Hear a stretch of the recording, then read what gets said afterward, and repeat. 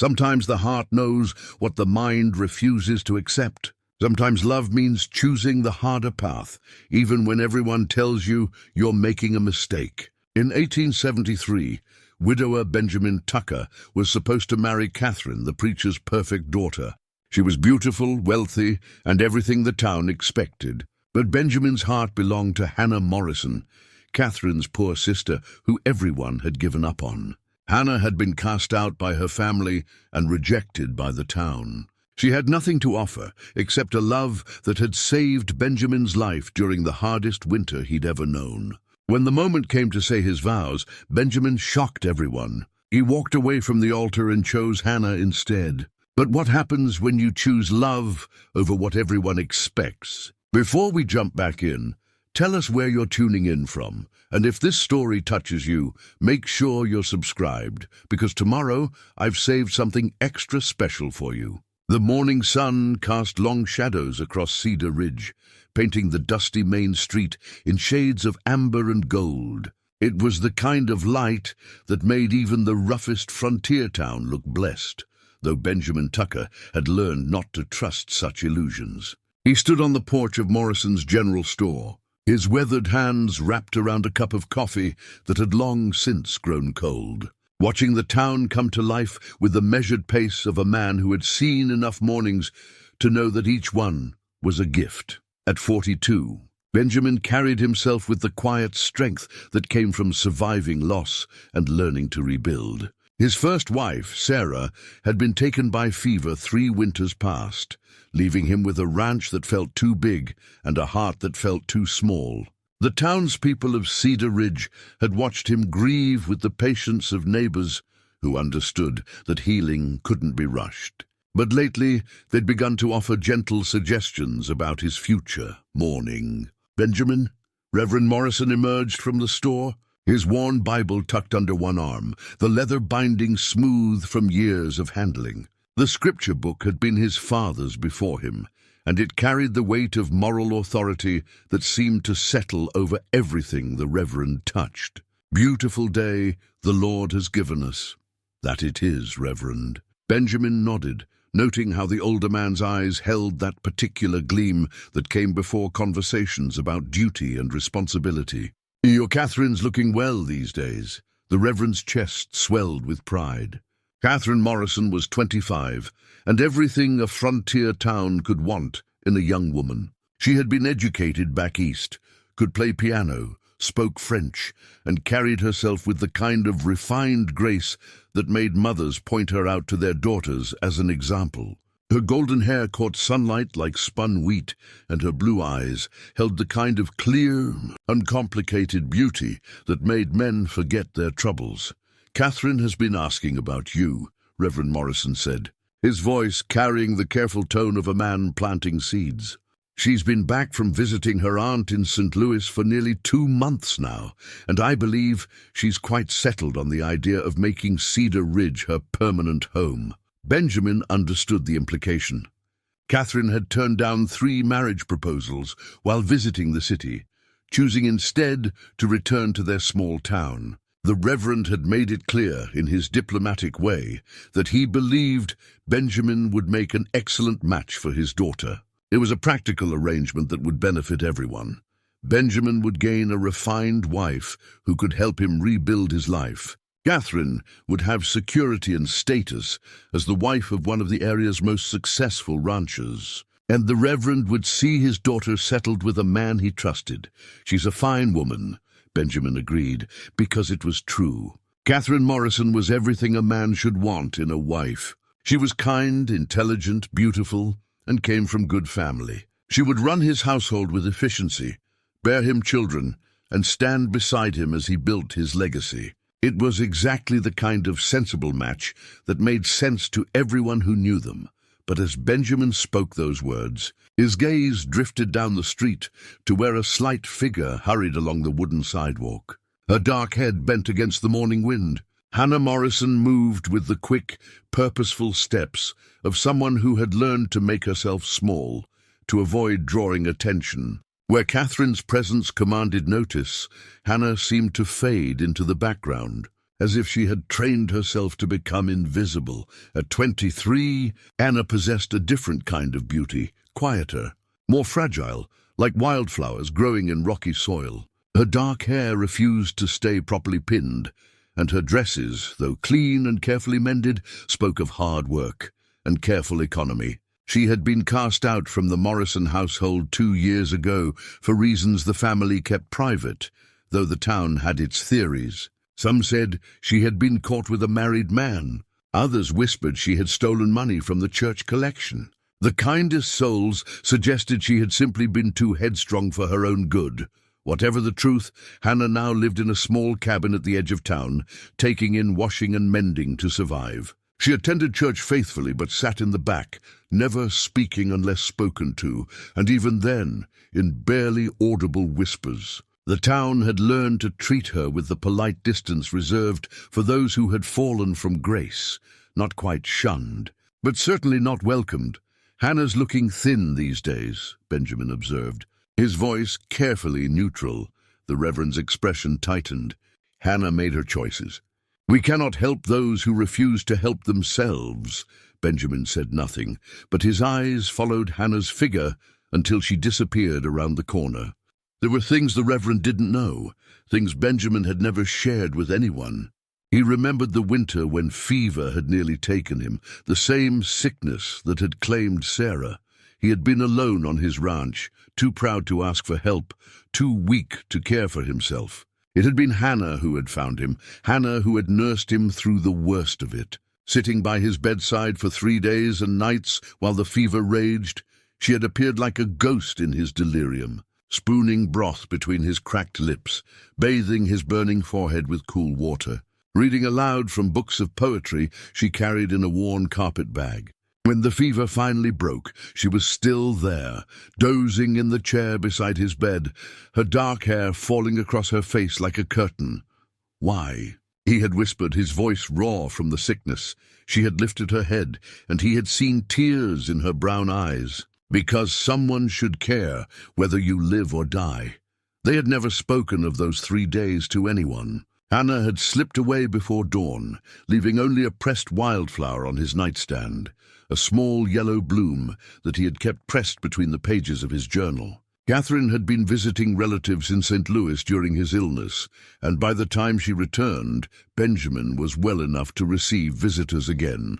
No one ever knew that Hannah Morrison had saved his life. "Benjamin." The Reverend's voice pulled him back to the present.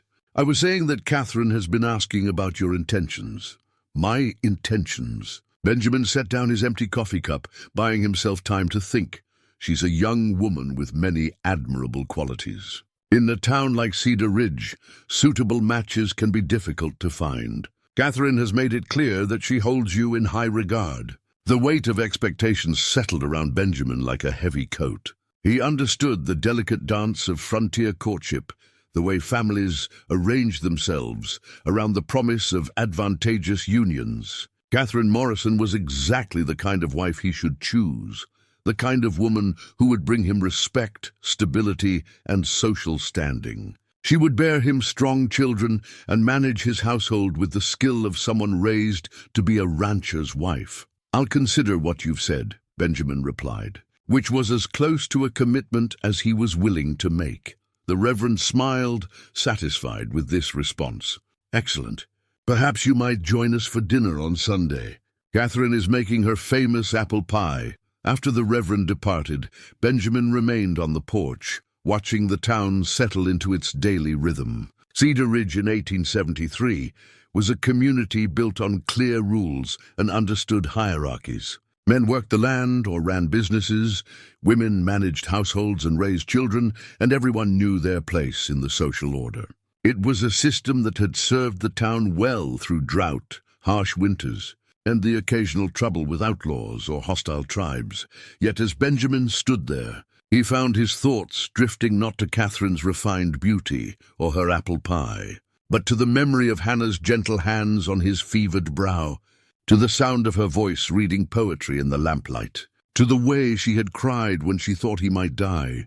There had been something in those moments, a connection that went deeper than social expectations or practical considerations. It had been 2 years since that winter, and he had tried to forget the feelings that had bloomed in the space between illness and recovery. But forgetting Hannah Morrison had proven to be like trying to forget the way sunlight looked different after a storm. Once you had seen it, everything else seemed a little dimmer by comparison. The sound of approaching footsteps interrupted his reverie. Tom Bradley, his ranch foreman, climbed the steps with the easy familiarity of a man who had worked alongside Benjamin for nearly a decade. "Morning, boss. Ready to head back to the ranch?" "Those cattle won't move themselves."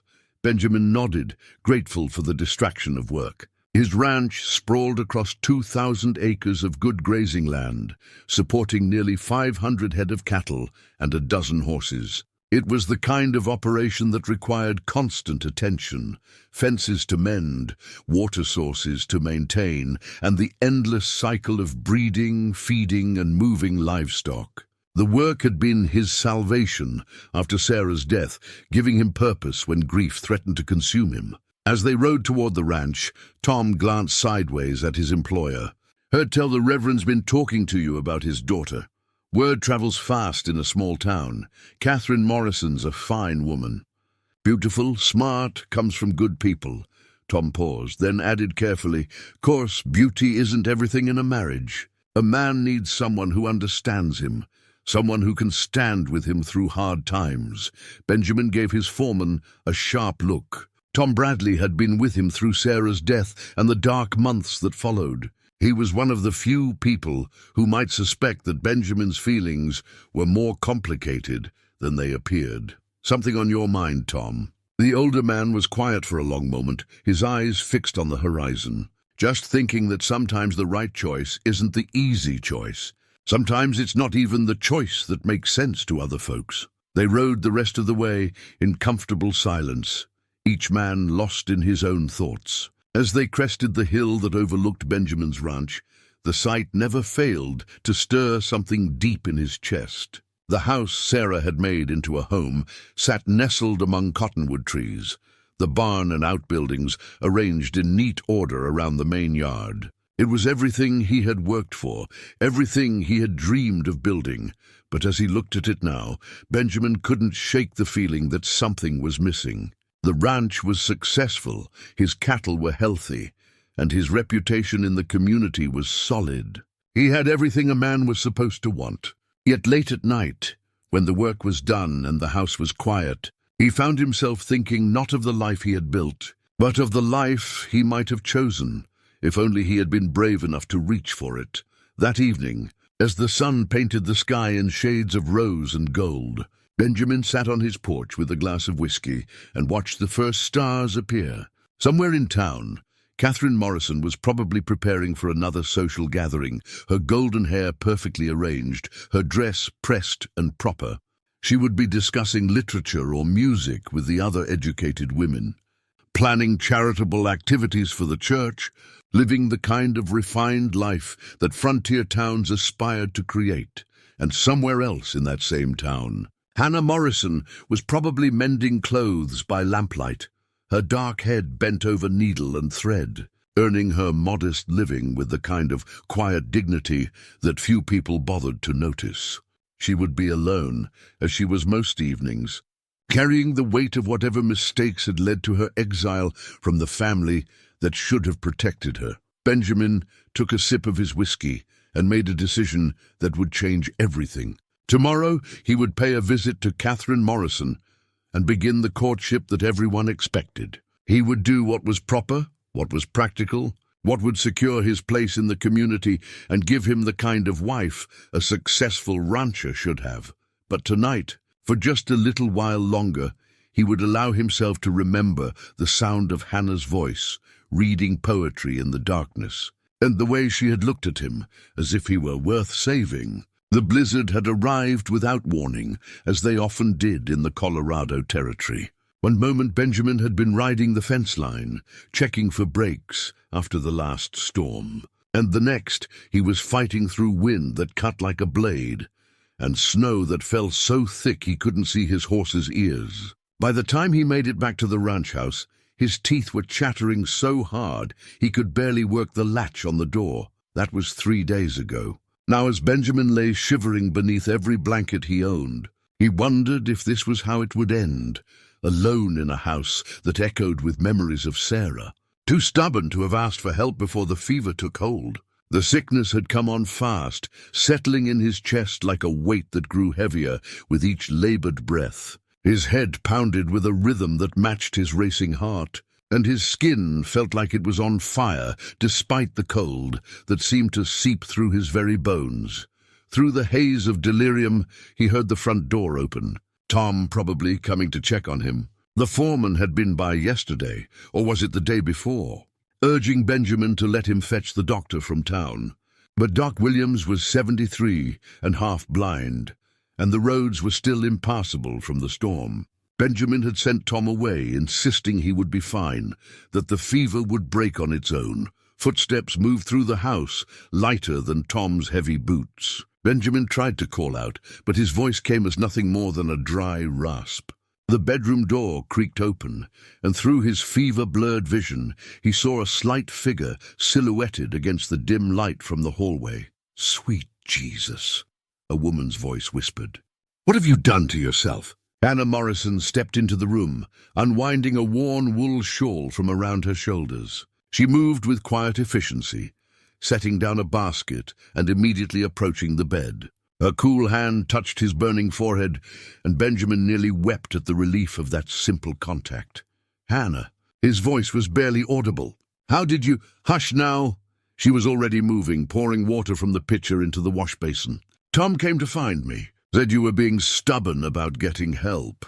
She wrung out a cloth and placed it gently on his forehead. Men and their pride. The cool water felt like salvation against his burning skin. Benjamin tried to focus on her face, but everything seemed to shift and blur. "You shouldn't be here. If people find out, let me worry about people." Hannah's voice was firm but gentle. "Right now, I'm more concerned about keeping you alive." She had brought supplies in her basket, a bottle that Benjamin's fevered mind couldn't quite identify, herbs wrapped in brown paper, and what looked like a small vial of laudanum. The medicine bottle was nearly empty, he noticed through his haze, and something about that detail seemed important, though he couldn't grasp why. "Drink this." Hannah slipped an arm behind his shoulders, helping him sit up enough to take the bitter tea she had prepared. "It'll help with the fever." For the next 3 days, Hannah became his anchor to the world. She spooned broth between his cracked lips when he was too weak to feed himself, changed the cool cloths on his forehead when the fever spiked, and read aloud from a collection of poetry she had brought when the delirium made him restless. Her voice became the thread that guided him back from the dark places his mind wandered during the worst of the illness. "Why did you come?" he asked during a lucid moment on the second night. Hannah was dozing in the chair beside his bed, her dark hair falling across her face like a curtain. The lamplight caught the exhaustion in the lines around her eyes, and Benjamin realized she had barely slept since arriving. She stirred at the sound of his voice. "Tom was worried. Said you'd sent him away twice, but you were getting worse." "That's not what I meant." Benjamin struggled to find the words. "You don't owe me anything. People will talk if they find out you were here." Hannah was quiet for a long moment, her fingers absently smoothing the worn fabric of her skirt. "Do you remember the night I was cast out of my father's house?" Benjamin nodded, though the details were fuzzy. It had been late winter, nearly 2 years ago. There had been shouting from the Morrison place, and the next morning Hannah had appeared at the boarding house with nothing but a carpet bag and the clothes on her back. "I was walking through town with nowhere to go, and it was snowing." Her voice was soft, almost a whisper. "You were coming out of the saloon and you stopped. You didn't ask questions, didn't demand explanations. You just handed me your coat and told me Mrs. Patterson at the boarding house would give me a room if I mentioned your name." Benjamin remembered now. Hannah had looked so small and lost, standing in the falling snow with tears frozen on her cheeks. He had acted on instinct, not thinking about propriety or what people might say. "You were kind to me when no one else was," Hannah continued. "When I had nothing and no one. That matters. Hannah, someone should care whether you live or die," she said firmly. Everyone deserves that much. On the third day, the fever finally broke. Benjamin woke to find sunlight streaming through the windows and his mind clear for the first time in days. Hannah was still there, tidying the room with the quiet efficiency that seemed to characterize everything she did. She had washed his clothes and hung them to dry, swept the floors, and somehow managed to keep the fire burning throughout his illness. "You should go," he said, though the words tasted like ash in his mouth. "Katherine will be back from St. Louis soon, and if word gets out that you were here—" Hannah's hands stilled on the quilt she was folding. "I know. People will assume I said I know." There was pain in her voice, quickly hidden. "I packed my things. I'll leave before anyone comes to check on you." Benjamin watched her move around the room, gathering the few possessions she had brought. On his nightstand, she placed a small pressed wildflower, a yellow bloom that looked fragile as tissue paper. It was such a simple gesture, but it carried the weight of everything they couldn't say. "Hannah, wait." Benjamin struggled to sit up, his body still weak from the fever. "What happened? 2 years ago, I mean.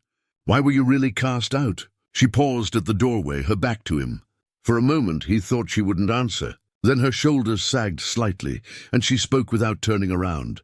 "I refused to marry the man my father chose for me. A widower from Denver with 3 children, and debts my father needed to settle. I told him I wouldn't be sold like cattle to pay for his mistakes."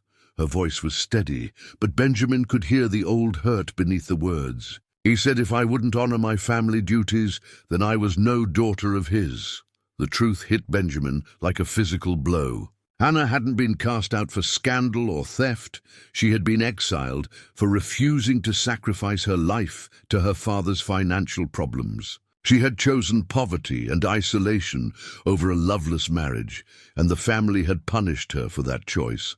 Hannah, but she was already gone, slipping away as quietly as she had come. Benjamin heard the front door close with a soft click, and then there was only silence and the weight of understanding. For 3 days, Hannah Morrison had cared for him with a tenderness that went beyond obligation or duty. She had risked her already precarious reputation to save his life, asking nothing in return except the simple knowledge that someone would mourn if he died. As Benjamin lay in the quiet house, the pressed wildflower seemed to glow in the morning light, a small symbol of something rare and precious that he had been too afraid to reach for. Outside, he could hear the normal sounds of the ranch resuming, Tom calling to the other hands, cattle lowing in the distance, the everyday rhythm of a life he had built on practical choices and sensible decisions. But in his heart, something had changed. The fever had burned away more than just illness. It had stripped away the careful barriers he had built around his emotions, leaving him raw and exposed to a truth he could no longer deny. Hannah Morrison had saved more than his life during those 3 days. She had saved his capacity to feel something deeper than duty, something more meaningful than obligation. The question now was what he intended to do about it. 2 months after his recovery, Benjamin Tucker stood in Katherine Morrison's parlor, hat in hand, watching her arrange flowers in a crystal vase that caught the afternoon light like captured sunshine. She moved with the practiced grace of a woman raised to manage a household, each gesture deliberate and refined. The flowers, roses from her carefully tended garden, were perfectly arranged, just as everything in the Morrison household was perfectly arranged. "These roses are particularly beautiful this year," Katherine said, adjusting a bloom with the tip of her finger. "I've been experimenting with a new fertilizer recipe I learned about in St. Louis." "They're lovely," Benjamin agreed, though his attention kept drifting to the window that overlooked the alley behind the house. He couldn't see Hannah's small cabin from here, but knowing it was nearby made him restless in a way he couldn't quite explain. Katherine noticed his distraction. "You seem troubled today, Benjamin. Is everything well at the ranch?" "The ranch is fine." He forced himself to focus on the conversation, on the woman who stood before him like everything a man should desire in a wife. "I've been thinking about what your father said. About the future." Her cheeks flushed with pleasure, and she set down the flower she had been adjusting. "Oh, Katherine, you're a remarkable woman. Any man would be fortunate to have you as his wife." The words felt rehearsed, though he meant them sincerely. Katherine Morrison was remarkable, beautiful, intelligent, accomplished in all the ways that mattered to polite society. "That's very kind of you to say." She smoothed her skirt nervously, and Benjamin realized she was hoping for more than compliments. He opened his mouth to speak the words that would begin their formal courtship, the words that would set them both on the path everyone expected them to follow. But instead, he found himself thinking of a pressed wildflower hidden between the pages of his journal, of gentle hands on his fevered brow, of a voice reading poetry in the darkness. "I wonder," he said carefully, "do you ever think about your sister?" The change in Katherine's expression was immediate. A shadow passed across her features, and her hands stilled on her skirt. "Hannah is no longer part of this family, Benjamin. Surely you understand that. I understand that families sometimes have disagreements." It wasn't a disagreement. Katherine's voice carried an edge he had never heard before. Hannah made her choice when she refused to honor her obligations to this family. She chose her own selfish desires over duty and responsibility. Benjamin thought of what Hannah had told him during his illness, how she had been asked to marry a stranger to settle her father's debts. Perhaps she had reasons. What reasons could justify bringing shame on your family? Katherine moved to the window, her back rigid with tension. Hannah always thought she was special, that the rules that applied to everyone else shouldn't apply to her. She read too many books, filled her head with romantic nonsense about love and choice. Through the window, Benjamin caught sight of a familiar figure hurrying down the alley. Hannah, carrying a basket of mending. Even from this distance, he could see the careful way she held herself, as if trying to take up as little space as possible in the world. "She seems to be managing well enough on her own," Benjamin observed. Katherine turned back to him, and there was something cold in her blue eyes. "Is she? I've heard she takes in washing to survive, that she mends clothes for the saloon girls because respectable women won't hire her. Is that what you call managing well?" Benjamin felt a surge of anger at the dismissive tone, but he kept his voice level. "Honest work is nothing to be ashamed of." "Of course not." Katherine's smile was tight. "But surely you can see the difference between honest work done from virtue and honest work done from necessity." Hannah brought her circumstances on herself. In that moment, Benjamin saw Katherine clearly, for perhaps the first time. She was everything she appeared to be, beautiful, refined, proper, but there was something missing beneath the polished surface. Where Hannah had shown compassion and courage, Katherine showed only judgment. Where Hannah had risked her reputation to save his life, Katherine worried about appearances and social standing. "You're right," he said finally. "A person's circumstances do tell you something about their character." Katherine smiled, pleased that he seemed to agree with her. "I'm so glad you understand. Some people in town have suggested that Hannah's situation is somehow tragic. But I believe that people generally get what they deserve in life." Benjamin thought of Hannah reading poetry by lamplight while he burned with fever, of her gentle hands and quiet strength, of the way she had asked for nothing in return for saving his life. If Katherine was right, if people got what they deserved, then the world was a far crueler place than he had imagined. "I should go," he said, reaching for his hat. "Thank you for the tea." "But Benjamin, I thought we might discuss." Katherine's voice held a note of confusion and disappointment. "Another time," he said gently. "I have some thinking to do." As he walked back toward the main street, Benjamin's mind churned with conflicting thoughts. Katherine Morrison was exactly the kind of wife he should choose, the kind of woman who would enhance his standing in the community and give him the respect that came with a proper marriage. She would run his household efficiently, bear him children who would be welcomed in the best families, and stand beside him as he built his legacy. But as he reached the main street, he found himself turning not toward his horse and the ride back to his ranch, but toward the narrow alley that led to the poorer section of town. He told himself he was just curious, that he wanted to see how Hannah was managing, but even as he formed the excuse, He knew it wasn't entirely true.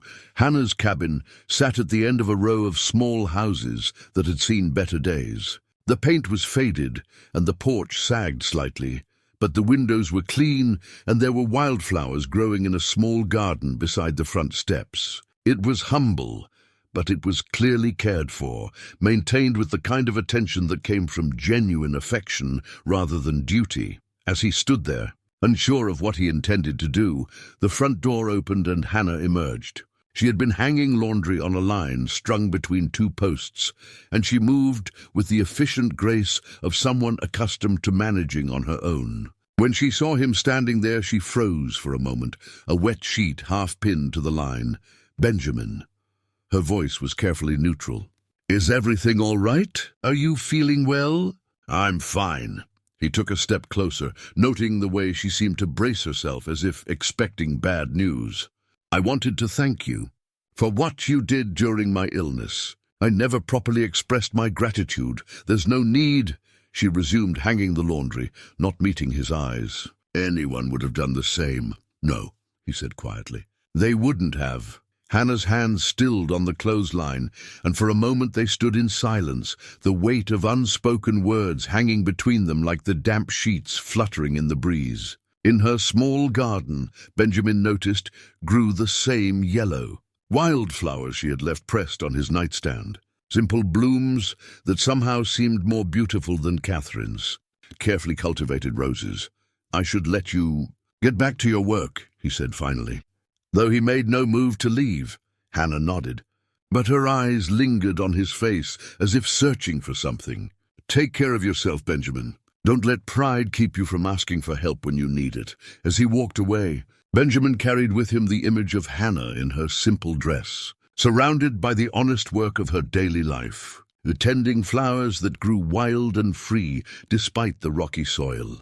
It was an image that would stay with him through the long ride back to his ranch, through the evening meal he ate alone, and through the restless night that followed, a reminder that sometimes the most precious things were the ones that required the most courage to reach for. 3 weeks later, Hannah Morrison folded the last of her meager possessions into the worn carpet bag that had served her since leaving her father's house. The decision to leave Cedar Ridge had not come easily, but it was the only honorable choice she could see. Benjamin Tucker deserved a wife who could give him everything: social standing, respectability, the kind of future a successful rancher should have. She could offer him nothing but scandal and heartache. The handwritten letter lay on her small wooden table, the ink long since dried, but the words still wet with emotion. She had written it 3 times, each draft more desperate than the last, before finally settling on something that said everything and nothing at all. "Dear Benjamin, by the time you read this, I will be gone from Cedar Ridge. Please don't try to find me or send word. This is not about running away. It is about running toward what is right. You have a chance at happiness with Katherine, at the kind of life you deserve. I will not be the reason you lose that chance. I want you to know that caring for you during your illness was not a burden or an obligation. It was a privilege I will treasure always. You showed me kindness when the world had turned its back, and I will carry that gift with me wherever I go. Please be happy. Please choose the life that will bring you peace. With all my love, Hannah." She had sealed the letter in an envelope and addressed it in her careful script, but she could not bring herself to send it. Instead, it served as a reminder of why she had to leave, because loving someone sometimes meant letting them go. A knock at her door interrupted her packing. Hannah's heart jumped, wondering if somehow Benjamin had learned of her plans. But when she opened the door, she found Mrs. Patterson from the boarding house standing on her small porch. "Afternoon, dear. I hope I'm not disturbing you." "Not at all." Hannah stepped aside to let the older woman enter. Mrs. Patterson had been one of the few people in town who had treated her with genuine kindness since her exile from the Morrison family. "I wanted to let you know that Mr. Jameson from the freight company stopped by this morning. He said you'd asked about passage on the next wagon train heading east." Hannah nodded, not trusting her voice to remain steady. Now, I don't mean to pry, Mrs. Patterson continued gently, but leaving town seems awfully sudden. Is there something troubling you that maybe an old woman could help with? For a moment, Hannah was tempted to pour out everything, her feelings for Benjamin, the impossibility of their situation, the way her heart broke a little more each time she saw him with Katherine. But what would be the point? Mrs. Patterson was kind, but she was also practical. She would only confirm what Hannah already knew, that some dreams were too dangerous to pursue. I think it's time for a fresh start, Hannah said carefully. Somewhere people don't know my history. Mrs. Patterson's keen eyes took in the packed bag, the letter on the table, the careful way Hannah held herself. And what about people who might want to know your future? Before Hannah could ask what she meant, another knock sounded at the door. This time, when Hannah opened it, her breath caught in her throat. Benjamin Tucker stood on her porch, his hat in his hands, and an expression of barely controlled urgency on his face. Hannah, thank God you're here. Tom said he saw you talking to the freight company this morning. Mrs. Patterson cleared her throat diplomatically. I think I'll leave you two to talk. Hannah, dear, you think carefully about what you really want before you make any permanent decisions. After the older woman left, Benjamin stepped inside without invitation. His eyes immediately went to the packed bag, then to the letter on the table. You're leaving? Yes. Hannah turned away from him, unable to bear the look in his eyes. It's for the best. Best for who? His voice was rougher than she had ever heard it. For me, for Katherine. Or just best for everyone else who wants to pretend that what happened between us meant nothing. It can't mean anything, Hannah said desperately. You know that. You have a future with Katherine. A good future. I won't be the reason you throw that away. Benjamin moved closer, and Hannah could smell the familiar scent of leather and soap that always seemed to cling to him. What if I don't want that future? What if I want something else? Don't. The word came out sharper than she intended. Don't say things you can't take back. Maybe I don't want to take them back. Benjamin's hand touched her shoulder, and she felt the warmth of it through the thin fabric of her dress. Hannah, look at me. Reluctantly, she turned to face him. His dark eyes held an intensity that made her heart race with dangerous hope. When I was dying from that fever, do you know what I thought about? He asked softly. Not my ranch, not my reputation, not what people would say about me when I was gone. I thought about all the things I wished I had said, all the chances I had let slip by because I was too afraid or too proud or too concerned with doing what was expected. Benjamin, I thought about you, he continued, his voice dropping to barely above a whisper. About the way you read poetry in the lamplight, about how gentle your hands were when I was burning with fever, about how you asked for nothing and gave everything. And I realized that I had been living my life, like a man already dead, going through the motions of what I thought I should want, instead of reaching for what I actually needed. Hannah felt tears threatening and blinked them back fiercely. What you need is a wife who can stand beside you in this community. Someone who won't bring scandal and gossip to your door. Someone like Katherine. Katherine is a fine woman, Benjamin agreed. She would make someone a good wife. But she's not you, Hannah. She's not the woman who saved my life, who showed me what courage looks like, who made me remember what it feels like to be truly alive. The letter on the table seemed to glow in the afternoon light. Its carefully chosen words a barrier between the life Hannah wanted and the life she thought she should accept. Benjamin followed her gaze to it, and without asking permission he picked it up. Were you going to leave without saying goodbye? His voice held a note of hurt that cut through her heart like a blade. I was trying to do the right thing. The right thing, he repeated, turning the unopened letter over in his hands. According to who? According to your father, who cast you out for refusing to sell yourself for his debts? According to the town, who judges you for having the courage to choose your own path? Or according to your own heart? Hannah stared at him, unable to speak past the emotion clogging her throat. In the silence, she could hear the sound of children playing in the street, the distant lowing of cattle, the ordinary sounds of a life she had been preparing to leave behind. What are you asking me, Benjamin? He set the letter back on the table without opening it, and when he looked at her again, she saw something that terrified and thrilled her in equal measure. "I'm asking you to stay," he said simply.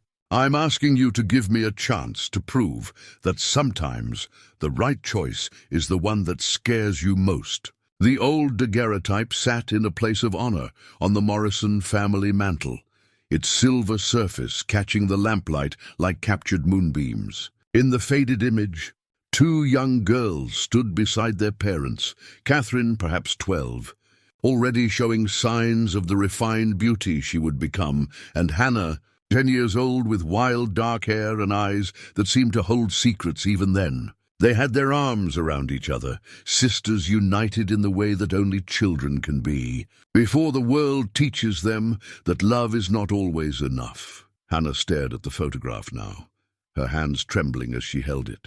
She had come to the Morrison house at Katherine's request, a surprising invitation delivered by young Timothy Crawford, who had found her mending clothes behind Patterson's boarding house.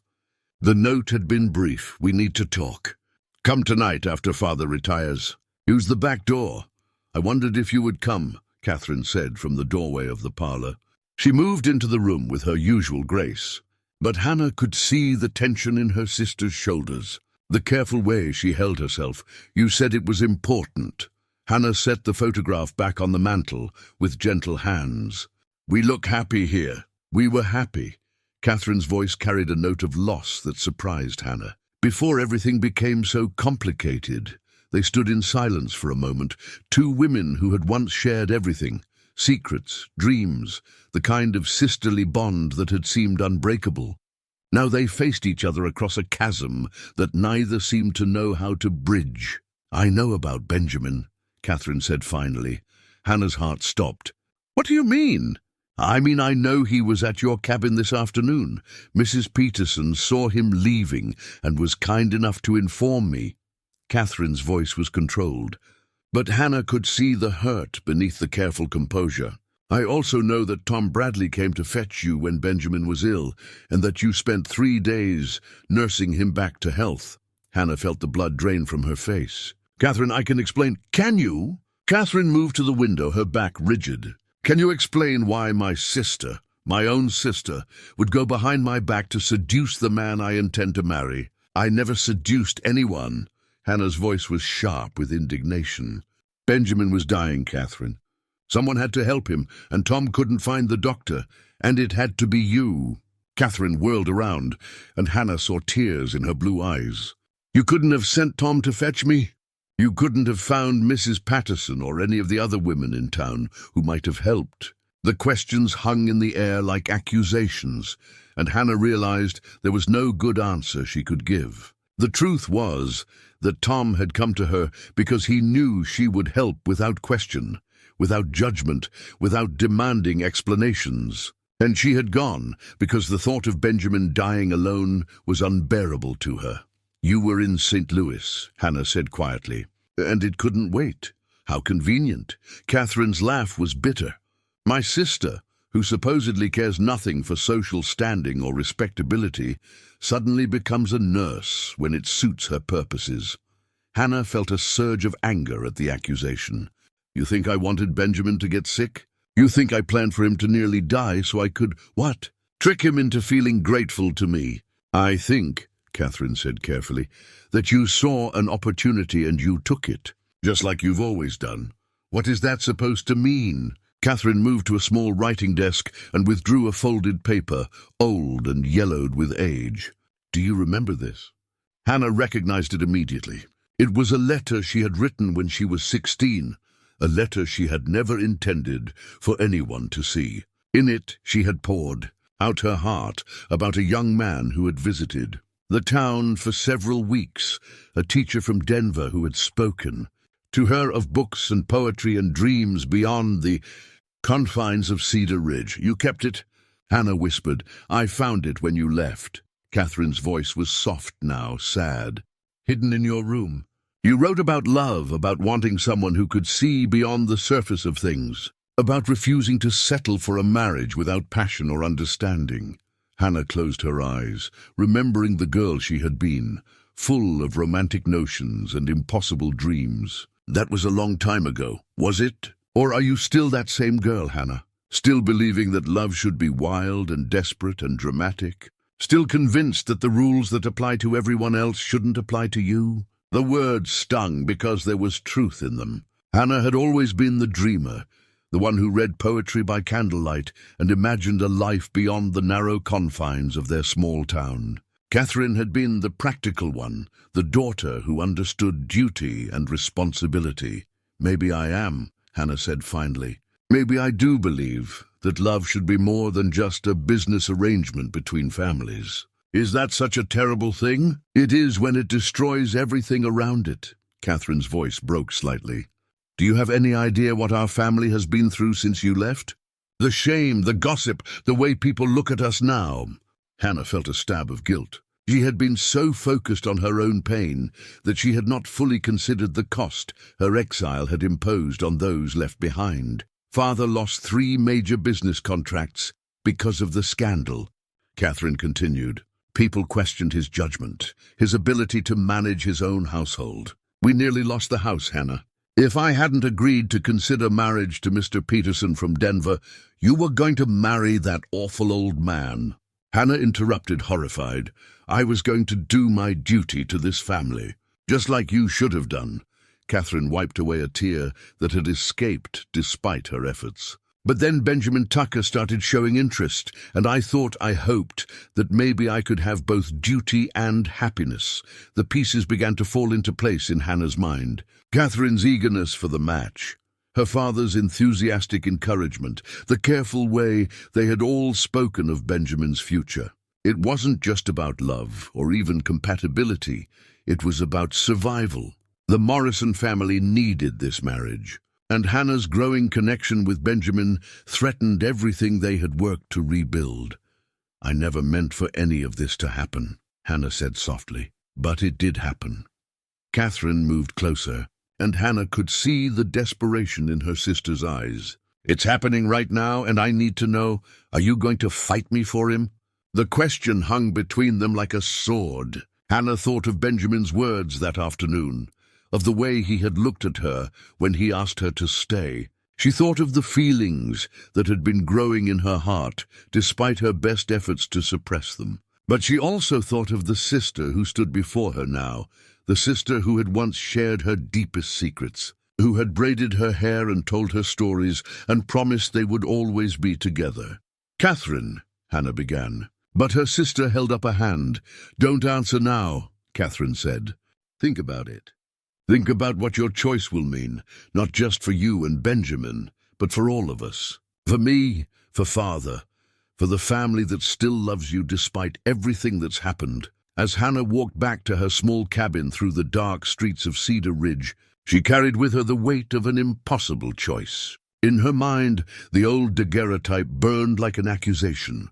2 sisters with their arms around each other, innocent of the knowledge that love could be both salvation and destruction, depending on who had to pay the price. The wedding dress hung in Katherine's bedroom, like a ghost draped in silken dreams.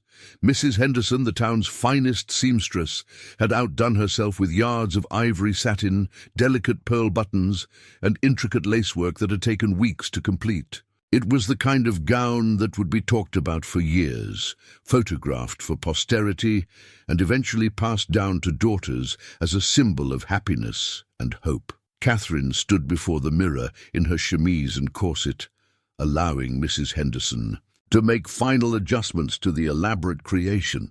The dress represented everything she had worked toward: respectability, security, the restoration of her family's standing in the community. It was beautiful, expensive, and exactly what a successful rancher's wife should wear on her wedding day. So why did it feel like a costume for a role she wasn't sure she wanted to play? "Just a touch more here at the waist," Mrs. Henderson murmured around the pins in her mouth. "You want to show off that lovely figure of yours. Mr. Tucker is getting quite a prize." "Thank you," Katherine replied automatically, though her attention was focused on the reflection in the mirror. The woman looking back at her was everything she had been raised to be: beautiful, refined, properly dressed for her station in life. But behind her blue eyes, she could see questions that had been growing stronger each day since her conversation with Hannah. Was Benjamin marrying her because he loved her, or because she was the safe choice? Did his eyes light up when he looked at her, or was he simply going through the motions of what was expected? And most troubling of all, if she went through with this marriage, would she spend the rest of her life wondering if she had stolen something that rightfully belonged to her sister?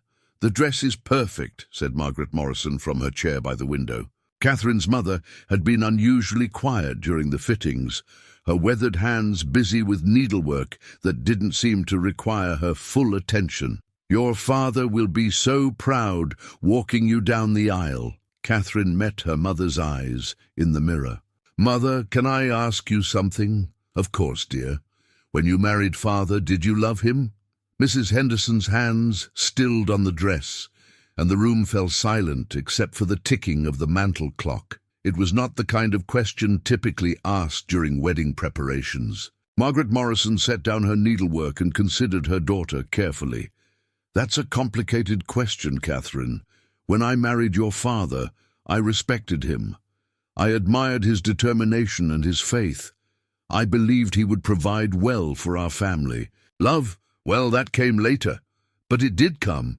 In its way, yes." Her mother's voice was gentle but honest. "It wasn't the kind of passionate love you read about in those novels you used to hide under your mattress. It was something steadier, built on shared struggles and common goals. It served us well." Katherine thought about this as Mrs. Henderson resumed her work. She had felt something like that steady affection for Benjamin, admiration for his character, gratitude for his attention, pleasure in his company. But passion, the kind of desperate, overwhelming feeling that made people do foolish things. She had never experienced that, and had always assumed it was the stuff of fiction, until she had seen the way. Benjamin looked at Hannah. "Mrs. Henderson," Katherine said suddenly, "could you give us a moment alone?" The seamstress gathered her pins and measuring tape with professional discretion. "Of course, dear. I'll just step downstairs and speak with your father about the final payment." When they were alone, Katherine turned to face her mother directly. "I need to ask you about Hannah." Her mother's expression tightened. "Katherine, your sister made her choice." "Did she?" Katherine interrupted. "Or did we make it for her? When father decided she should marry Mr. Peterson, did anyone ask what Hannah wanted? Your sister was 17 years old and full of romantic nonsense. Your father was trying to save this family from financial ruin. Hannah's marriage to Mr. Peterson would have settled our debts and secured all our futures. By sacrificing her happiness." Margaret Morrison stood and moved to the window, looking out at the garden where Katherine's roses bloomed in careful rows. "Happiness is a luxury, Katherine. Security is a necessity." Hannah was too young to understand the difference. "And now she's learned the consequences of putting her own desires ahead of her family's welfare." Her mother's voice was firm, but Katherine caught a note of sadness beneath the words. "She's living in poverty, taking in washing, surviving on the charity of strangers. Is that the happiness she chose over duty?" Katherine thought of her sister's small cabin, of the wildflowers growing in the patch of dirt by her front steps, of the quiet dignity with which Hannah had faced her exile. There had been something in Hannah's eyes during their confrontation, a kind of peace that Katherine envied despite everything. "What if she wasn't wrong?" Katherine asked quietly. "What if there's something to be said for choosing love over duty?" Her mother turned back to her, and Katherine saw fear in her weathered features. "Katherine, you're not thinking of surely? You're not considering calling off the wedding?" The question hung in the air like a challenge. Katherine looked at herself in the mirror again, at the wedding dress that represented everything she had been taught to want. In just 5 days, she would walk down the aisle of Cedar Ridge's small church and become Mrs. Benjamin Tucker. She would have security, status, a beautiful home, and the respect of everyone in town. But would she have love And if not, would she spend the rest of her life wondering what it might have felt like to be loved the way Benjamin loved Hannah? I don't know, Katherine admitted. I honestly don't know. Her mother's face went pale. Katherine, think about what you're saying. The invitations have been sent, the dress is nearly finished, the church is reserved. Your father has already announced the engagement in the territorial newspaper. If you call off this wedding now, I know. Katherine's voice was barely a whisper. I know what it would mean. Do you? Do you really? Margaret Morrison's voice rose slightly. It would mean disgrace for our entire family. It would mean your father's business relationships would suffer even more than they already have. It would mean I could never hold my head up in this town again. And what about my happiness? What about your duty? Her mother countered. What about your responsibility to the family that raised you, educated you, gave you everything you have? What about loyalty, Katherine? What about honor? The words hit like physical blows, and Katherine felt the weight of generations of women who had put family before personal desire, duty before dreams. She was part of a long line of practical marriages and sensible choices, of women who had found ways to be content, if not completely happy. But she was also Hannah's sister, and perhaps some part of her understood that choosing safety over passion came with its own kind of cost, a slow withering of the spirit that could be just as devastating as financial ruin. I need time to think, Katherine said finally. Time is a luxury we don't have, her mother replied. The wedding is in 5 days. Whatever doubts you're having, you need to put them aside and focus on your future. As Mrs. Henderson returned, to complete the final fitting, Katherine stood motionless while the wedding dress was adjusted around her.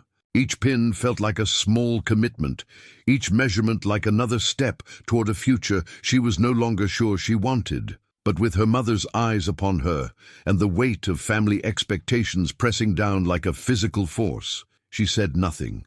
The dress was beautiful, it was perfect, and Katherine Morrison was beginning to understand that sometimes the most beautiful prison was the one you walked into willingly, dressed in silk and dreams, and the certainty that you were doing the right thing. The yellowed birth certificate lay on Reverend Morrison's desk like an accusation written in faded ink. Margaret Morrison sat across from her husband, her face pale as winter, while their youngest daughter Katherine stood frozen by the door. The document that had changed everything bore an official seal from Denver and a date that made no sense unless you understood. The secret the Morrison family had guarded for 23 years. I don't understand, Katherine whispered, though the pieces were already falling into place in her mind. This says Hannah was born in Denver to a woman named Ruth Morrison. But that's not Mother's name. Reverend Morrison aged 10 years in the space of a heartbeat. His shoulders sagged as if the weight of decades of careful deception had finally become too much to bear. Ruth was my brother's wife, he said quietly. Hannah is my niece, not my daughter. The revelation hit Katherine like a physical blow.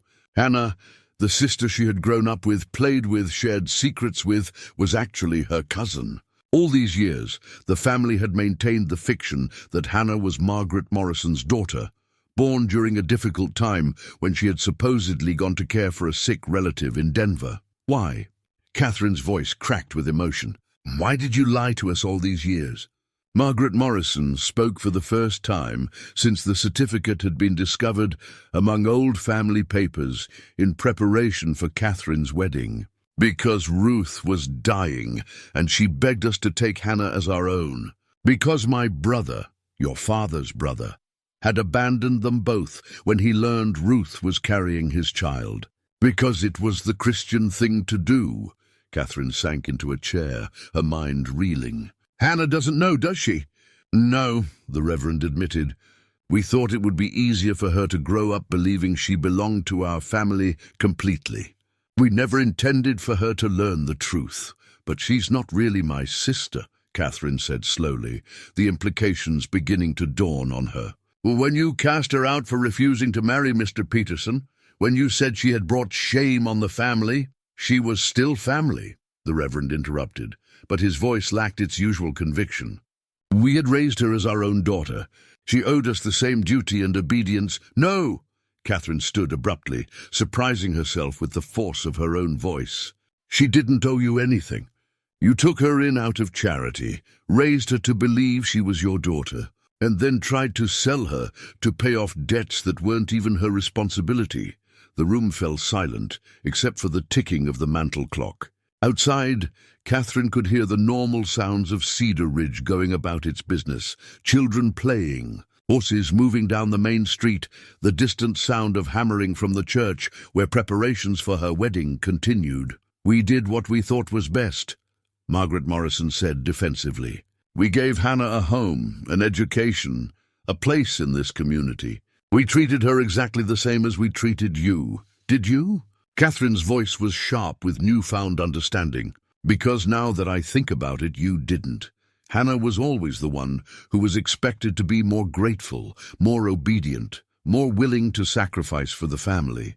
I thought it was because she was younger, but it wasn't, was it? It was because she wasn't really your daughter." The Reverend's face flushed with anger. "Hannah was loved and cared for in this house. Hannah was a charity case that you reminded her of every time she didn't conform to your expectations," Katherine shot back. "And when she finally stood up for herself, when she refused to be sold off to save your financial mistakes, you threw her out like she was nothing more than an unwanted burden." "Katherine, that's enough," her mother said sharply. "You don't understand the pressures we were under. I understand that you lied to both of us for our entire lives." Katherine moved to the window, staring out at the town where Hannah now lived in exile. "I understand that you let me believe I was competing with my sister for Benjamin's affections when she wasn't even my sister. I understand that you cast out an innocent girl who had already lost everything once when her real parents abandoned her. The birth certificate seemed to mock them all from its place on the desk. Such a small piece of paper to hold such enormous consequences." Katherine thought of all the times Hannah had seemed different, more passionate, more willing to question authority, more inclined to dream of life beyond Cedar Ridge's boundaries. She had attributed it to Hannah's younger age, but now she wondered if it had been something else entirely. Maybe Hannah had sensed, on some level, that she didn't quite belong in the careful, controlled world of the Morrison household. "Does this change anything?" the Reverend asked quietly. "About your feelings toward Hannah? About your wedding plans?" Katherine turned back to face her parents, the people who had raised her with love and lies in equal measure. "It changes everything," she said, "and nothing at all." "What do you mean?" "I mean that Hannah is still the person who nursed Benjamin through his illness. She's still the woman he loves. And I'm still the woman he's planning to marry out of duty and social expectation." Katherine's voice grew stronger as she spoke. "But now I know that the guilt I've been feeling, the sense that I was somehow betraying my sister, was based on a lie. Hannah isn't my sister. She's my cousin, who was abandoned by her father and cast out by her adopted family when she refused to be treated as property." Margaret Morrison's face went white. "Katherine, you can't be thinking of calling off the wedding. Not now, not when everything is arranged. Can't I?" Katherine moved to the desk and picked up the birth certificate. "This document proves that Hannah Morrison has been treated unjustly by this family for years. It proves that when she refused to marry a man she didn't love to pay off debts she didn't create, she was punished for having principles and courage. It proves that she was an ungrateful girl who bit the hand that fed her," the Reverend said harshly. "No," Katherine said firmly. "It proves that she was a young woman who refused to be sold like cattle, even when the people she trusted most in the world tried to convince her it was her duty. And it proves that I've been a fool. Katherine, I've been a fool to think that Benjamin could ever love me the way he loves her. I've been a fool to believe that a marriage based on social convenience could ever make either of us happy. And I've been a fool to think that doing my duty to this family was more important than doing what's right." The silence that followed was heavy, with the weight of 23 years of carefully maintained deception crumbling all at once. Katherine folded the birth certificate carefully and placed it in her pocket. "What are you going to do?" her mother asked, her voice barely a whisper. Katherine looked at her parents, really looked at them, and saw them clearly for perhaps the first time in her life. They were people who had made choices out of fear and desperation, who had tried to control outcomes through careful manipulation and social maneuvering. They had raised her to be the same kind of person, someone who valued security over truth, convenience over passion, duty over justice. But Hannah had shown her a different way. Hannah had chosen poverty over compromise, exile over surrender. Hannah had proven that sometimes the most important thing you could do was refuse to accept what others insisted was inevitable. "I'm going to tell Hannah the truth," Katherine said. "And then I'm going to do what I should have done weeks ago." "Which is?" Katherine moved toward the door, her decision crystallizing with each step. "I'm going to give Benjamin Tucker the chance to marry the woman he actually loves, instead of the one everyone expects him to marry." As she left the room, Katherine carried with her the birth certificate that had changed everything and nothing at all. The truth about Hannah's parentage didn't alter the feelings between Hannah and Benjamin, but it freed Katherine from the web of obligation and guilt that had been holding her back. For the first time in her life, she was going to choose courage over convenience.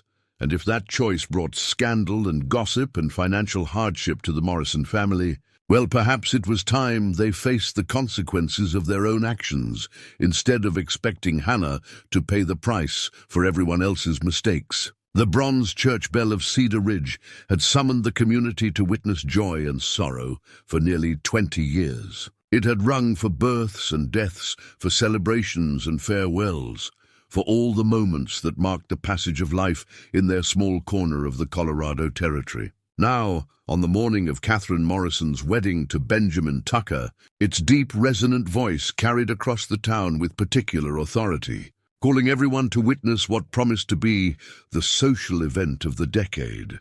Benjamin stood in the small room behind the church sanctuary, adjusting his black string tie for the 5th time in as many minutes. His hands, usually steady enough to calm a spooked horse or thread a needle by lamplight, trembled slightly as he worked the knot. Tom Bradley sat in the corner, polishing Benjamin's good boots with more attention than they strictly required. "Never seen you this nervous about anything," Tom observed, not looking up from his work. "Not even when that grizzly charged us up on Bear Creek." "That grizzly was easier to understand," Benjamin replied, giving up on the tie and letting his hands fall to his sides. "I knew what it wanted and what I had to do about it." Tom set down the boots and studied his employer with the frank gaze of a man who had worked alongside him for 10 years. "And you don't know what you want to do today?" Benjamin walked to the small window that looked out on the church cemetery, where weathered headstones marked the lives of Cedar Ridge's departed. Somewhere among them lay Sarah, his first wife, who had been taken by fever and left him to figure out how to live without her. He had thought he understood grief then, but now he was learning there were different kinds of sorrow, the kind that came from losing someone you loved, and the kind that came from gaining someone you didn't. "I know what I'm supposed to do," Benjamin said quietly. "I'm supposed to marry Katherine Morrison and become the kind of husband this town expects me to be. I'm supposed to build a respectable life with a respectable woman and forget about anything that doesn't fit into that picture. And what do you want to do?" The question hung in the air like smoke from a dying fire. Benjamin thought of Hannah, probably sitting alone in her small cabin this morning, trying not to think about the bells that would soon announce his marriage to her cousin. He thought of the 3 days she had spent saving his life, asking nothing in return but the knowledge that someone cared, whether he lived or died. He thought of the pressed wildflower hidden in his journal, of poetry read by lamplight, of the way his heart had felt when he realized she was planning to leave town. "I want to be brave enough to choose what my heart knows is right," Benjamin admitted. "Even if everyone else thinks I'm making a mistake," Tom nodded slowly. "Takes more courage to disappoint people than most folks realize, especially when those people have expectations they've been nursing for months." Through the window, Benjamin could see townspeople arriving for the ceremony. The women wore their finest dresses, the men their best suits, and the children squirmed in clothes that were clearly saved for special occasions. Mrs. Henderson bustled about with the other ladies of the church auxiliary, arranging flowers and checking that everything was perfect for the celebration to follow. Doc Williams shuffled slowly up the church steps, his medical bag in hand, just in case the excitement proved too much for anyone's constitution. The whole town had turned out to witness the union of two of Cedar Ridge's most prominent citizens. They came with expectations of romance and celebration, of speeches and dancing, and the kind of hopeful joy that weddings were supposed to represent. They had no idea that the groom was standing in a back room questioning everything he thought he knew about duty and desire. "Benjamin?" Reverend Morrison appeared in the doorway, resplendent in his formal clerical robes. The scripture that had guided his sermons for decades was tucked under his arm, but his usual confidence seemed somewhat strained. "It's nearly time. Are you ready?" The question carried more weight than it should have. Benjamin wondered if the Reverend suspected his doubts, if Katherine had shared her own growing uncertainty about their impending union. Or perhaps everyone was simply feeling the natural nervousness that came with such an important occasion. "As ready as a man can be," Benjamin replied, which was both true and completely inadequate. The Reverend stepped fully into the room and closed the door behind him. "Benjamin, I want you to know how pleased Margaret and I are about this marriage. Katherine is our pride and joy, and knowing she'll be in your capable hands brings us great comfort." Benjamin felt the weight of those expectations settle around his shoulders like a heavy coat. The Reverend was trusting him with his daughter's happiness. The town was expecting a celebration, and Katherine herself was probably in the church basement putting the finishing touches on her appearance for the most important day of her life. "I understand the responsibility," Benjamin said carefully. "I'm sure you do." The Reverend paused, studying Benjamin's face with the keen attention of a man accustomed to reading souls. "Marriage is a sacred commitment, you know. Not just between a man and woman, but between families, between members of a community. When two people join their lives together, they're strengthening the very fabric of society." The words were meant to be comforting, Benjamin realized, but they had the opposite effect. Instead of feeling supported by the community's approval, he felt trapped by it. The Reverend was essentially telling him that his marriage to Katherine was bigger than his own feelings, that his personal happiness was less important than social stability. "Of course," Benjamin managed to say. "Good." The Reverend smiled and patted Benjamin's shoulder with paternal affection. "I'll see you at the altar in 10 minutes. And Benjamin, thank you for being the man Katherine deserves." After the Reverend left, Benjamin sank into a chair and put his head in his hands. Tom continued polishing the boots, giving his employer the space to wrestle with whatever demons were plaguing him. "You know," Tom said eventually, "I've been thinking about what you said earlier, about wanting to be brave enough to choose what your heart knows is right." Benjamin looked up. "And? Well, it seems to me that a man's got to live with his choices for a long time. Years and years, in fact. And if he makes a choice that goes against what his heart tells him is true, well, that's a heavy burden to carry for the rest of his life." Through the window, Benjamin could see more people arriving. The Johnson family from the next ranch over, the Caldwells who ran the general store, even old Mrs. Patterson from the boarding house, walking slowly but determined not to miss the ceremony. They were all here to celebrate his marriage to Katherine, to witness the beginning of what they assumed would be a happy and prosperous union. But somewhere in town, Hannah Morrison was not getting ready for a wedding. She was probably going about her normal Saturday routine, washing clothes perhaps, or mending a dress for one of the few customers who still brought their work to her. She was living the quiet, dignified life of a woman who had been cast out for refusing to compromise her principles. And Benjamin was about to marry her cousin while his heart ached for her presence. "Tom," Benjamin said suddenly, "if a man knew he was about to make the biggest mistake of his life, and he had 10 minutes to change course, what would you advise him to do?" Tom set down the boots and looked directly at his employer. "I'd advise him to remember that 10 minutes can change everything."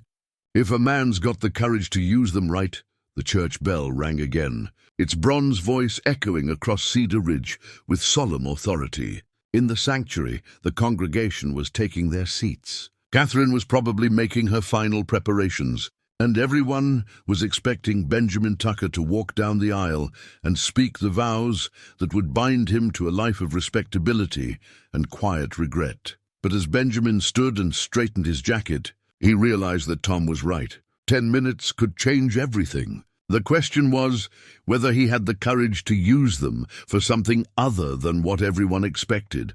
Outside, the bell continued to ring, calling the community to witness a ceremony that might not go exactly as planned. And in his heart, Benjamin Tucker began to understand that sometimes the most important choice a man could make was the one that required him to disappoint everyone except himself. The sanctuary of Cedar Ridge's small church had never held so many people. Every pew was filled, with additional chairs arranged along the walls to accommodate the overflow of guests who had come to witness the marriage of Benjamin Tucker and Katherine Morrison. The afternoon sunlight streamed through the simple stained glass windows, casting jeweled patterns across the wooden floor and illuminating the carefully arranged wildflowers that decorated the altar. Benjamin stood at the front of the church, his hands clasped behind his back, watching as the congregation settled into expectant silence. To his left, Reverend Morrison waited with his worn leather Bible open to the traditional marriage ceremony, the familiar words that had joined countless couples in holy matrimony. To his right, Tom Bradley stood as his best man, offering a reassuring nod that did little to calm the storm raging in Benjamin's chest. The traditional wedding vows lay before the Reverend like a roadmap to a future Benjamin wasn't sure he wanted. "Dearly beloved, we are gathered here today to join this man and this woman in holy matrimony," the Reverend would begin. And then would come the promises to love, honor, and cherish, in sickness and in health for richer or poorer, until death did them part. Sacred words that should be spoken with joy and certainty, not with the kind of desperate doubt that was making Benjamin's collar feel too tight around his neck. Mrs. Patterson began playing the small organ, her weathered fingers finding the familiar melody that had announced brides in Cedar Ridge for nearly 2 decades. The congregation rose as one, turning toward the back of the church, where Katherine would soon appear. Benjamin forced himself to breathe steadily, to smile as expected, to play the part of the eager groom that everyone had come to see. But as he stood there, his gaze drifted past the expectant faces of his neighbors to the very back of the church, where a slight figure sat alone in the last pew. Hannah Morrison had come to witness her cousin's wedding, dressed in her simplest dark dress, her hands folded in her lap with quiet dignity. She sat apart from the celebration, neither fully present nor entirely absent, like a ghost haunting the edges of a life she had once been part of. Their eyes met across the crowded sanctuary, and Benjamin felt his carefully constructed composure crack like ice in spring sunshine. In Hannah's dark eyes, he saw pain and resignation, love and sacrifice, the kind of selfless acceptance that cut deeper than any accusation could have. She had come to watch him marry another woman because she believed it was the right thing to do, because she had convinced herself that his happiness mattered more than her own. The music swelled, and Katherine appeared at the back of the church on her father's arm. She was radiant in her ivory silk wedding dress, her golden hair arranged in perfect curls beneath a delicate veil, her blue eyes bright with what should have been joy, but looked somehow more like determination. She moved down the aisle with measured steps, acknowledging the smiles and nods of approval from the congregation. Every inch the perfect bride that Cedar Ridge society had expected her to be. As she drew closer, Benjamin could see the careful composure that masked whatever doubts she might be harboring. Katherine Morrison had been raised to be a dutiful daughter, a proper lady, the kind of woman who honored her commitments regardless of personal cost. She had made her choice to go through with this marriage, and she would see it through with grace and dignity, even if it broke her heart. But Benjamin also saw something else in her expression, a flicker of uncertainty that matched his own, a question in her eyes that seemed to ask whether they were both making a terrible mistake. She had reached the altar now, and her father was placing her hand in Benjamin's with the formal solemnity that tradition required. Her fingers were cold despite the warm afternoon, and they trembled slightly against his palm.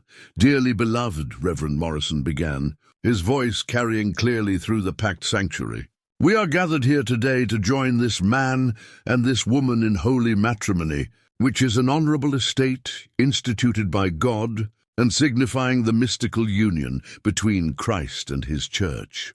The familiar words washed over Benjamin like a tide he couldn't resist. This was the moment he had been preparing for, the ceremony that would bind him to Katherine Morrison and seal his place in Cedar Ridge society. The congregation waited in respectful silence. The Reverend continued with the traditional liturgy, and Benjamin stood frozen between duty and desire, between the life he was expected to live and the love he was afraid to claim. Marriage is not to be entered into lightly or carelessly, but reverently, deliberately, and in accordance with the purposes for which it was instituted by God, the Reverend continued. And Benjamin wondered if anyone else could hear the irony in those words. The moment was approaching when he would be asked to speak his vows, to promise love and faithfulness to a woman he respected but did not love, while the woman who held his heart sat in the back of the church watching her own dreams die. The traditional words lay waiting to be spoken, but Benjamin Tucker was beginning to understand that some promises were too important to make unless they came from the depths of a man's soul. The moment arrived with the inexorable weight of destiny. Reverend Morrison looked expectantly at Benjamin, his worn Bible open to the page that contained the sacred vows, the congregation leaning forward in their pews with the collective anticipation of witnessing a joyous union. Katherine stood beside him in her magnificent wedding dress, her hand still resting in his, waiting for the words that would bind them together for life. "Benjamin Tucker," the Reverend began, his voice carrying the authority of decades of ministerial experience. "Do you take Katherine Morrison to be your lawfully wedded wife? To have and to hold, in sickness and in health, for richer or poorer, for better or worse, until death do you part?" The silence that followed stretched like a taut wire across the sanctuary. Benjamin could hear his own heartbeat thundering in his ears, could feel Katherine's fingers tensing in his grasp, could sense the congregation's growing awareness that something was wrong. The words that should have come easily, "I do," remained locked in his throat like a stone too large to swallow. His gaze found Hannah in the back of the church, and in that moment he saw her wearing the simple woolen shawl that had become as familiar to him as his own reflection. It was the same shawl she had worn the night she nursed him through his fever, the same one she had wrapped around her shoulders when she came to his cabin in response to Tom's desperate summons. The worn fabric spoke of dignity maintained despite poverty, of quiet strength that needed no adornment, of a beauty that came from character rather than circumstance. Hannah's dark eyes held his across the crowded sanctuary, and in them he saw not hope or expectation, but a kind of peaceful acceptance that cut him to the bone. She had come to witness his marriage to her cousin because she believed it was right, because she had convinced herself that his happiness with Katherine mattered more than the love they shared. She was prepared to watch him speak vows to another woman and carry that pain for the rest of her life, asking nothing in return but the knowledge that he would be well cared for. It was that selfless love, that willingness to sacrifice her own happiness for what she believed was his good, that finally broke through the paralysis that had gripped him. "I cannot," Benjamin said, his voice barely audible, but carrying clearly in the absolute silence of the sanctuary. Katherine's hand jerked in his, and a collective gasp rose from the congregation. Reverend Morrison's face went pale, and several women in the front pews began fanning themselves with their church programs. "I beg your pardon?" the Reverend said, clearly hoping he had misheard. Benjamin turned to face Katherine fully, and in her blue eyes he saw not surprise, but a kind of relief that confirmed what he had suspected. She had been harboring the same doubts that plagued him. "I cannot make these vows," Benjamin said more clearly, his voice growing stronger with each word. "Not when my heart belongs to someone else. Not when it would be a lie to promise love I do not feel." The sanctuary erupted in shocked murmurs and gasps of disbelief. Mrs. Henderson dropped her fan. Doc Williams reached for his medical bag as if expecting someone to faint, and Tom Bradley stepped closer to Benjamin's side in a gesture of silent support. "Benjamin, what are you saying?" Reverend Morrison demanded, his face flushing with anger and embarrassment. "I'm saying that Katherine Morrison deserves better than a husband who marries her out of duty and social expectation. I'm saying that she deserves to be loved completely, passionately, without reservation, the way every woman should be loved." Benjamin's voice carried clearly through the church now, reaching every shocked face in the congregation. "And I'm saying that I cannot give her that love because my heart belongs to Hannah." Katherine's face crumpled, but when Benjamin looked closer, he realized she was not crying from heartbreak. She was crying from relief. She squeezed his hand once, gently, and whispered words that only he could hear. "Thank you," she said softly. "Thank you for being brave enough to speak the truth." Benjamin released Katherine's hand and stepped back from the altar. The congregation watched in stunned silence as he walked down the aisle, his footsteps echoing in the sanctuary like gunshots. People turned in their pews to follow his progress, their faces reflecting confusion, shock, and in some cases, a dawning understanding of what was happening. When he reached the back of the church, Benjamin stopped in front of Hannah's pew. She looked up at him with tears streaming down her face, her hands clutching her worn shawl as if it were an anchor in a storm. "Hannah Morrison," Benjamin said, loud enough for everyone in the church to hear, "I love you. I have loved you since the night you saved my life, and I will love you until the day I die. Will you do me the honor of becoming my wife?" The congregation held its collective breath as Hannah rose slowly from her seat, her simple dark dress a stark contrast to the elaborate decorations around them. She looked at Benjamin as if he were offering her the moon and stars, as if she couldn't quite believe what she was hearing. "Yes," she whispered, and then, more loudly, with a joy that transformed her entire being, "Yes, Benjamin Tucker, I will marry you." As Benjamin took Hannah's hand and led her toward the church doors, the sanctuary behind them dissolved into chaos. Some people shouted in outrage, others applauded, and still others simply sat in stunned silence, trying to process what they had just witnessed. But Benjamin Tucker heard none of it. He heard only the sound of Hannah's laughter as they stepped together into the bright afternoon sunlight. Finally, free to choose love over convention, truth over expectation, and the courage to build a life based on what their hearts knew to be right. 5 years had passed since that shocking afternoon in Cedar Ridge's little church, and the wooden cross that hung above Benjamin and Hannah Tucker's kitchen table had weathered to the color of honey in the Colorado sun. Benjamin had carved it himself during their first winter as husband and wife, when the cold winds howled around their modest farmhouse and the rest of the world seemed very far away. It was a simple thing, made from scrap wood with tools worn smooth by decades of use. But it had become the heart of their home, a symbol of faith, not just in God, but in the redemptive power of love chosen over convention. Hannah stood at the kitchen window, watching their 2 children play in the yard while she kneaded bread for the evening meal. Little Sarah, named for Benjamin's first wife, chased her younger brother Thomas through the wildflowers that grew freely around their property. At 3 and 18 months respectively, they embodied the joy that had filled the Tucker household since their births. Laughter echoing through rooms that had once felt too quiet, tiny hands reaching for everything within grasp. The constant miracle of new life growing strong and bold. The children bore the unmistakable stamp of their parentage. Sarah with Hannah's dark hair and quick intelligence, Thomas with Benjamin's steady grey eyes and his father's calm disposition. They were beautiful, healthy, and completely unaware that their very existence represented a scandal that had rocked Cedar Ridge society for months after their parents' unconventional courtship. "Mama, look!" Sarah called from the garden, holding up a yellow wildflower identical to the ones that had marked the beginning of her parents' love story.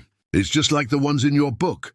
Hannah smiled, thinking of the pressed flowers she had collected over the years, each one marking a moment of particular happiness or significance in their marriage. The original wildflower, the one she had left on Benjamin's nightstand 5 years ago, still held the place of honor between the pages of her poetry collection, though it was now joined by dozens of others. "Beautiful, sweetheart," Hannah called back.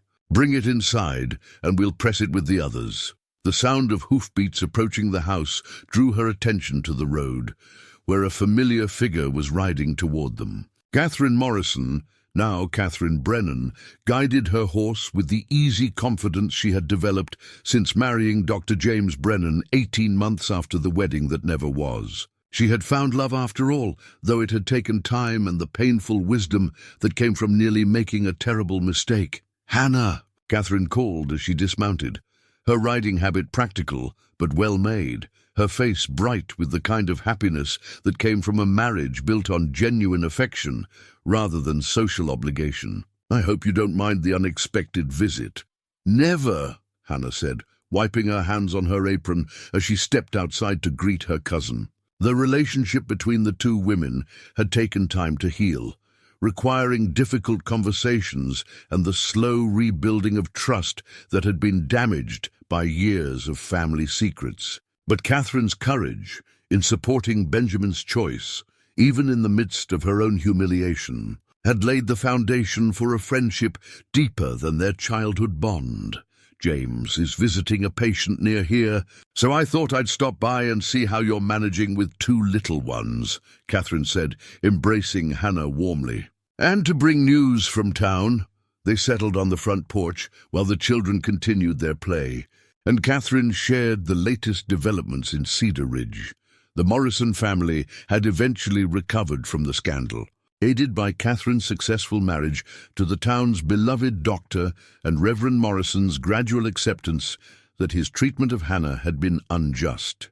Margaret Morrison had begun speaking to Hannah again, though their relationship remained careful and formal. "Father asked me to give you this," Katherine said, reaching into her riding bag and withdrawing a small package wrapped in brown paper.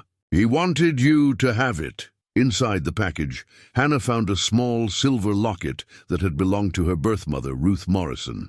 It contained a tiny daguerreotype of a woman with Hannah's eyes and gentle smile, along with a letter written in a careful hand. "My dearest Hannah," the letter began, "I know I have no right to ask for your forgiveness after the way I treated you, but I hope you will accept this token of the love your mother bore for you. Ruth asked me to give this to you when you found happiness, and I believe that time has finally come. You have shown more courage and integrity than I ever possessed, and I am proud to call you my daughter in every way that matters." Hannah's eyes filled with tears as she read the words she had waited years to hear. Beside her, Katherine squeezed her hand gently. "He's changed, you know," Katherine said softly. "Seeing how happy you and Benjamin are together, seeing how wrong he was about duty versus love, it's humbled him in ways I never thought possible." As if summoned by their conversation, Benjamin appeared around the corner of the house, leading his horse after a day spent checking fences and tending cattle. At 37, he moved with the easy strength of a man comfortable in his own skin, no longer carrying the weight of other people's expectations. His face lit up when he saw Katherine, and he greeted her with the genuine warmth of family. "Katherine, what brings you out our way?" "Just visiting my favorite cousins," she replied, smiling as both children ran to their father and wrapped themselves around his legs. "And bringing news that there might be another wedding in the family soon." "Oh?" Hannah raised an eyebrow. "Dr. Patterson from Denver has been calling on Mrs. Henderson quite regularly. At 63, she's decided that life might still hold some surprises. They laughed at the image of Cedar Ridge's most practical seamstress embarking on a late-in-life romance, and the conversation turned to other news from town. As the afternoon wore on and Katherine prepared to leave, Hannah walked her to the gate, where Benjamin was securing her horse. "Thank you," Hannah said quietly, "for what you did that day, for not fighting Benjamin's choice, for understanding that love can't be forced or arranged." Katherine smiled, but there was wisdom in her eyes that hadn't been there 5 years ago. "I learned something important that day, that the right choice isn't always the easy choice, but it's always the one you can live with. Benjamin chose you because you were worth choosing, Hannah. And I chose to let him go because holding on to someone who didn't love me would have destroyed us both." As Katherine rode away and the sun began to set over the Colorado mountains, Benjamin and Hannah stood together on their porch, watching their children chase fireflies in the gathering dusk. The wooden cross above their kitchen table glowed softly in the lamplight, a reminder that faith in God, in love, in the courage to choose truth over convenience, had the power to redeem even the most complicated circumstances. "Any regrets?" Benjamin asked, slipping his arm around Hannah's waist. Hannah leaned into his warmth, thinking of the journey that had brought them to this moment, the scandal, the struggle, the slow rebuilding of relationships and reputation. They had paid a price for choosing love over duty, but they had gained something infinitely more valuable in return. "Only one," she said softly. Benjamin tensed slightly. "What's that?" Hannah smiled and turned in his arms, looking up into the face of the man who had been brave enough to walk away from everything expected to claim what his heart knew was true. "I regret that it took us so long to find the courage to reach for what we wanted," she said. "But I suppose some kinds of love are worth waiting for." As the first stars appeared in the darkening sky and their children's laughter echoed across the yard, Benjamin Tucker kissed his wife and knew that every difficult choice, every moment of doubt, every sacrifice had led them to this place, a simple farmhouse where love had built something stronger than scandal, more enduring than social approval, and more precious than anything either of them had ever dared to dream.